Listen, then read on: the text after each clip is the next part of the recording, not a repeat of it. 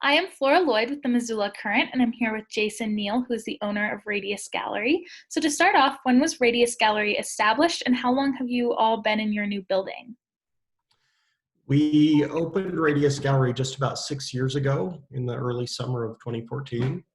And we were originally over on East Main Street until just late January when we opened in our new location on Higgins. And how have y'all adapted to the pandemic? With some difficulty, as you might imagine, like everybody, I guess. But we just when I say we, I'm talking about myself and my wife, who co-owns the gallery, Lisa Simon. So Lisa and I just decided to kind of keep moving forward. We had a number of exhibitions planned. We had work scheduled to come into the gallery, and it seemed for a second, I guess it seemed a little strange that we were just going to go continue making all of these, changes and continue with our program when it became more and more evident that we weren't going to be able to have customers in the gallery. We weren't going to be able to have opening receptions. We weren't going to be able to do any of that. But we just decided to keep doing it in some ways, just to kind of, I guess, make the statement that, art is still being made. It can still be seen. It can still be experienced. And then we just put our minds to work in terms of how to do that more effectively in a post pandemic age, I guess. So we started thinking about how to build our online presence more and make that more I guess fulfilling in terms of how people could experience art that way. We started reaching out to clients and kind of corresponding with them directly. We created these virtual tours on our website. And then, more recently, we've been open by appointment and have been inviting people to come in individually or in small groups. So we've done a number of things to adapt, I suppose. But, it's all in all, it has been not too bad, I would say.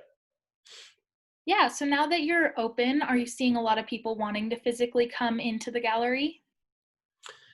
Yeah, we have, and we've been pretty active at putting the word out that people can make appointments, and we've had several appointments every day. Sometimes we have people come in because the doors are still locked currently, so people will come in and tap on the glass and ask if they can come in, and we've accommodated them that way if nobody else is in the gallery. So yeah, there does seem to be an appetite for people to want to come in. I mean, I think it's just in some ways people are just anxious to see some different walls than the ones that they've been staring at for the past few months. So Absolutely. yeah. So now moving forward, are you all trying to go back to your original business model, or are you trying to adapt moving forward? Yeah, it's hard to imagine that we'll go back completely to our old business model, which was, again, it's an exhibitions-based gallery, so we change shows every 6 or 7 weeks. And, every time we open a new show, there's a big opening reception. In recent, months, we've been having upwards of 800, 900 people come to those opening receptions. So it's hard to imagine that we're going to do that in the foreseeable future, or that people really want to be crammed into a small space like that. So I think that is definitely on hold.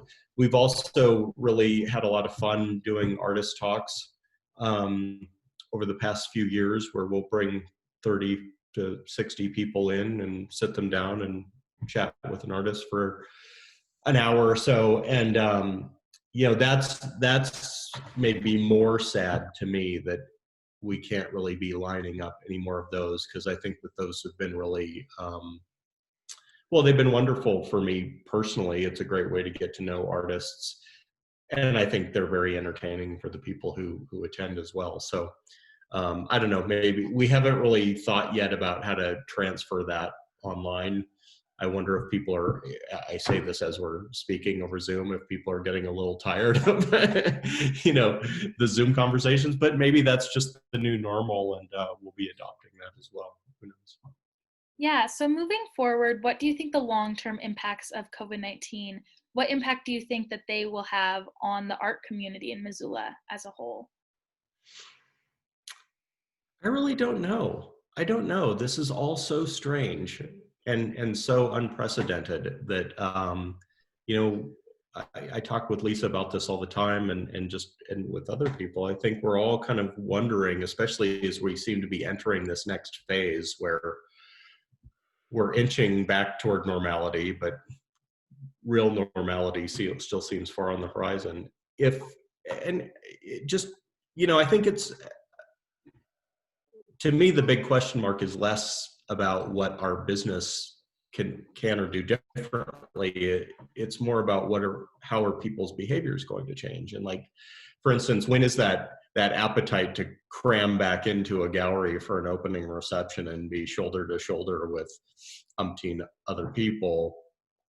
I wonder if that's just going to go away, or if it's going to take a couple of years to come back, or maybe it'll come back pretty quickly. I don't know. But I do think that for us, this whole experience just sort of spurred us to try to do some things with our business that we've been wanting to do for a while. It's always been our aspiration to try to reach an audience beyond Missoula and beyond the region. And, that takes a certain amount of time and effort and technology. And so, we've kind of put ourselves into that. And I think most of the things that we've done to adapt are long-term things. They're nothing that we're going to kind of turn away from here in the short term. So, for us, I don't know. I think the future is bright still. I'm not yet at a point where I'm thinking that this is sort of taking a devastating bite out of our business. And I guess you asked a broader question about the arts in the community in general, and that's, I don't know. I wish I had a better answer. It feels like every week we know a little bit more or think a little bit differently about it, for better or worse. So I guess we'll see. Yeah, absolutely. Well, that's all the questions I have for you. Thank you so much for doing this interview. Yeah, thank you, Flora. Take care. You too. Bye.